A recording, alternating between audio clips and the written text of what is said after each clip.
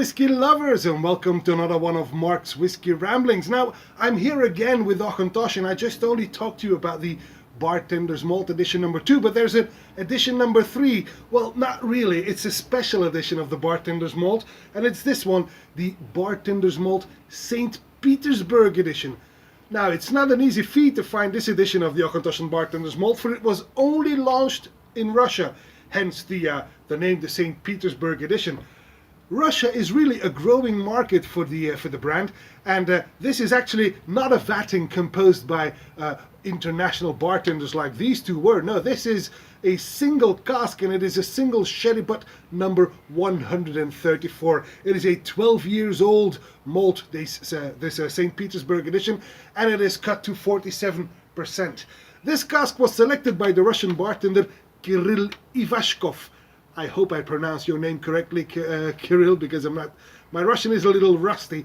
But this Kirill Ivashkov selected this, and I got this as a gift from my friend Kit Yalta, who is a brand ambassador from Moscow for Auchentoshan, when he visited me in October 2018, and he will soon be visiting me again. Oh, a nice detail. When Kit was, how shall I put this? Well, let me just put it out there. It was me who helped Kit land the job as brand ambassador for Auchentoshan so many years ago. So, what goes around comes around. Now, why did I put these two bottles on the table? Because these are bottle your owns from the distillery that I scored when visiting the distillery. Well, these are actually also single sherry butts. They're both Pedro Jimenez casks. This is cask 135, which is a PX cask, and bottled at 59.3%, absolutely stunning, 135. And this is cask 133, also a Pedro Jimenez cask, bottled at 59.9% ABV. So now you have here beautiful, beautiful bottle your own single casks from the distillery, PX sherry butts, 133, 135. What's missing in the middle? Aha!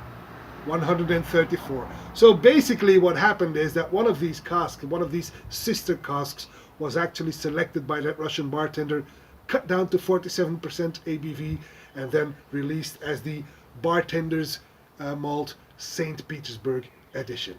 Wow, a lot of theory there, but just pointing out where this malt comes from. I've got a second bottle, obviously, because I always get two bottles, one for the collection, one to enjoy.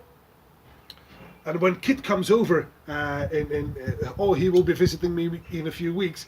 I plan to share another one of these with him, of course. I plan to share a dram with him of this, because after all, he gave it to me as a gift. We didn't open it at the time, he was only here for the day, but he will soon be visiting Belgium again, coming around to the Toshan Temple with his family, and then we will enjoy a wee bit of this Saint Petersburg edition of the Bartender's Malt.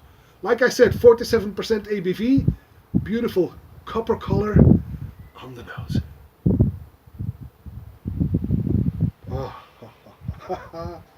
It's dark and sweet on raisins and blood oranges, some sugared lime, blackberry juice, and a wonderful juicy honey. It's got a bit of a candy-like edge, like Haribo bears, if you know what I mean. It's soft and accessible. It's not as in your face as these two were, but then again, these were plus 50, almost 60% ABV, so these were at cask strength. This one is watered down a little to 47. But it is a soft and accessible nose, lovely nose, typical PX nose. Beautiful on the palate.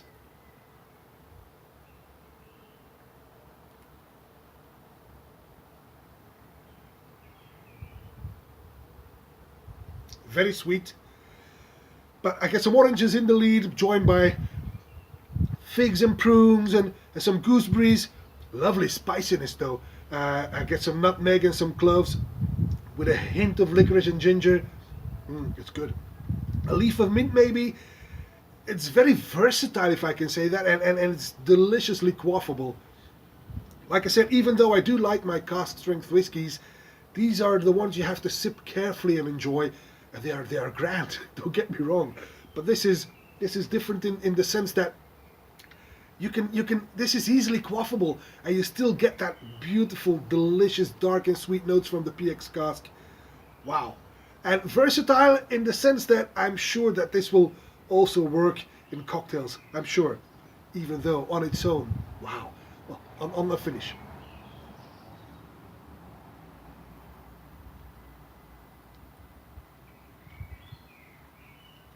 Spicy, sweet, long, a bit warming. And I get some overripe melon at the death. Didn't see that coming. Wow, this is an outstanding Auchentoshan at perfectly drinking strength. And I find it almost a shame that Kirill will be using this to make cocktails, because it's that good in itself. But hey, a bartender of his class, I'm sure he knows what he is doing.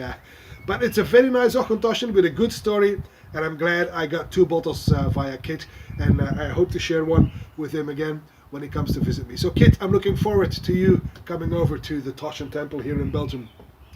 And as for that bottle, spasiba. Spasiba, thank you, my friend. And that's all for this Whiskey Rambling, and I hope to see you at one of Mark's Whiskey Ramblings real soon. And until then, may the malt be with you.